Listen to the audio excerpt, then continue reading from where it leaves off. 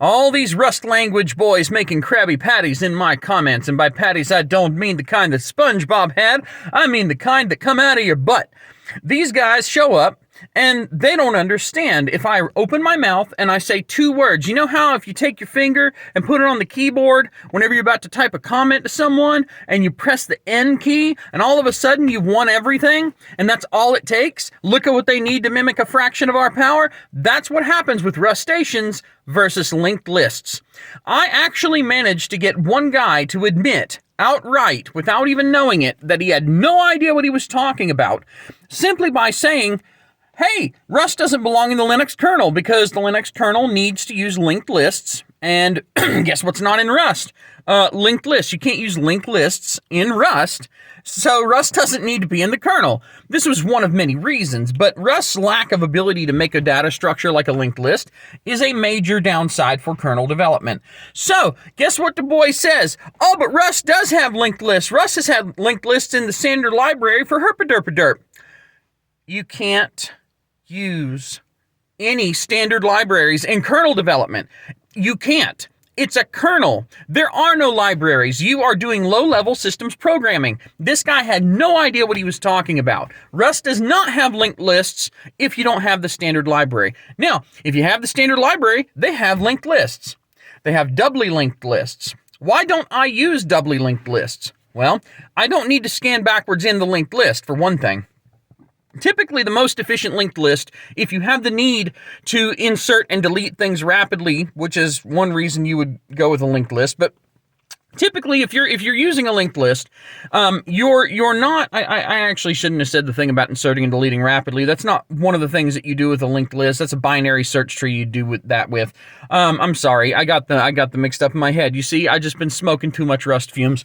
But anyway, the bottom line is these guys, if you talk to them about linked lists, they can't understand it, and they point to the standard library. Oh, it's there, but it's a doubly linked list. Well, what's a doubly linked list? You've got two pointers. You've got a pointer to the next item, and you've got a pointer to the previous item. Now, doubly linked lists are not great for cache performance because now, especially on 64-bit machines, you have these 8-byte wide pointers. Now you got two of them. That's on some processors, that's a whole cache line. Whole level 1 cache line gone. Just data cache, poof! All right. Whereas with a single pointer, you're blowing away half the cache line, which I know you can only blow away a whole line. But the point is, if your linked list is just, say, a pointer to the next item and a 64-bit or 32-bit or whatever integer, and that's it. It's just a list of integers. Then guess what? You're only using one cache line per linked list item. So when you load the linked list items, you're not blowing out 2 or more cache lines unnecessarily. And that's the problem, is that it adds 8 extra bytes of a useless padding. Most of the time, I'm not going to be scanning backwards through a linked list. The way that I use linked lists most of the time is I'll have a head, a tail, and then I'll have a pointer that I'm using to go through the list in sequence. And the reason I would use a linked list is because I want to go through things in sequence only. I have no need to search through it.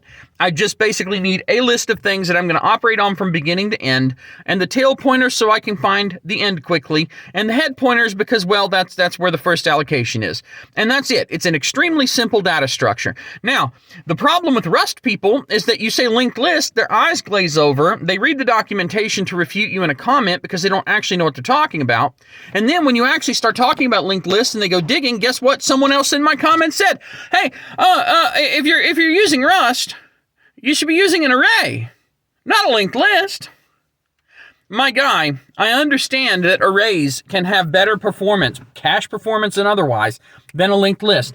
The problem is, if I'm choosing a linked list, it's not because I'm a moronic C programmer that doesn't know what I'm doing. I'm choosing a linked list because I have a specific need. I don't want to deal with reallocating an array. Now, if you are the kind of person who needs to build a program where you have a linked list, but you want the performance of an array, then you would normally make a linked list of arrays.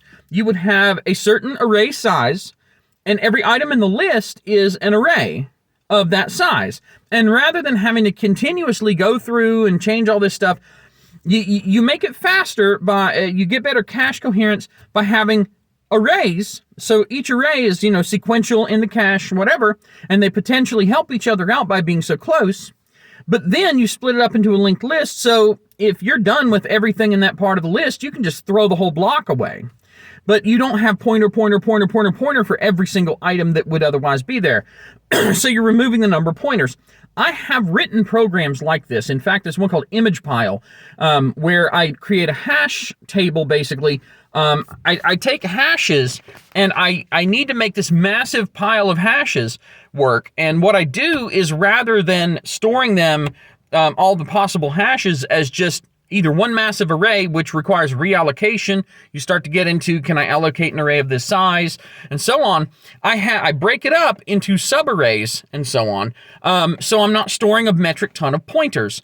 It's a little more complicated than that. I built a whole custom data structure. In the end, though, that's where Rust really falls apart. If you need to use some kind of highly customized data structure, Rust doesn't work that way. Rust quite literally wants you to put things in a box. It's not the kind of thing where you can create all these custom data structures. You do things the Rust way. This is a fundamental problem with Rust programmers in general, the Rust mindset, and especially when they don't know enough about C because they've never written anything in C. Rust programmers are, and maybe a reason that a lot of them tend to lean politically very left, is because Rust programmers are the type of people who want to be told how to do things, rather than being able to figure it out themselves and accept the risk that comes with that.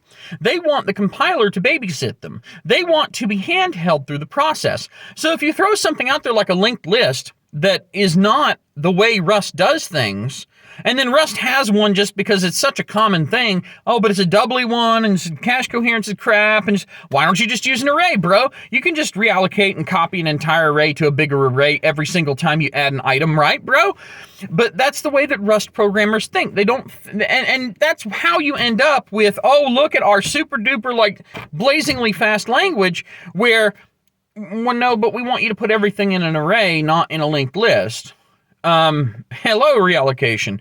And I know there are other ways to get things done, but this is kind of my point. There's a lot of midwit Rust programmers that don't know what the hell they're talking about, that run around acting like they know everything. But the second you talk to them about linked lists, you can tell immediately they've never written a simple C program that makes, say, a list of items and then goes through the list looking for something or processing each item in turn or whatever. They've never done something that simple in C. And honestly, linked lists are one of the simplest things to deal with in C. They're not complicated data structures. They're very handy if you know you're just going to one and done scan through the whole list. And I don't understand why it is that this blows the minds of the Rust programmer. But perhaps it is because they don't know what they're doing. Perhaps it is because they expect the language and the compiler and such to just handhold them, do everything for them, tell them how to do it. Oh, you did this wrong. We got this borrow checker thing that's going to make sure that you don't do anything stupid and screw it up. And if they don't have that hand-holding, then, oh, it must not be safe, so that's fine. Well, that's all fine and great, but I want my linked lists. And guess what? You know what I found out? Under the hood, a lot of these Rust library things, these the standard library that has the linked list implementation and a whole bunch of the other niceties that Rust gives you, yeah, a lot of the things under the hood in the standard library are written in Rust Unsafe. So under the hood, they're running unsafe Rust code. Why? Because that's the only way that you can implement this stuff, is by using unsafe. And I guess the idea is the standard library is going to be very heavily tested and very carefully checked and so on and so forth. So any unsafe components in the standard library surely wouldn't have the same problems, surely would not be prone to bugs like C is, even though using unsafe means you lose a lot of what Rust is there for in the first place. And they're falling back on unsafe and they just don't know it. So it's very ironic. And I tell you what, forget linked lists. If you want to blow a Rust programmer's mind, just ask them, after they say the words memory safe or memory safety, to define memory safety.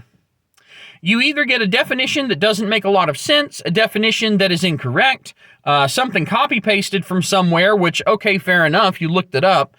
At least you looked it up. But you typically don't find that they actually know what they mean when they say memory safety.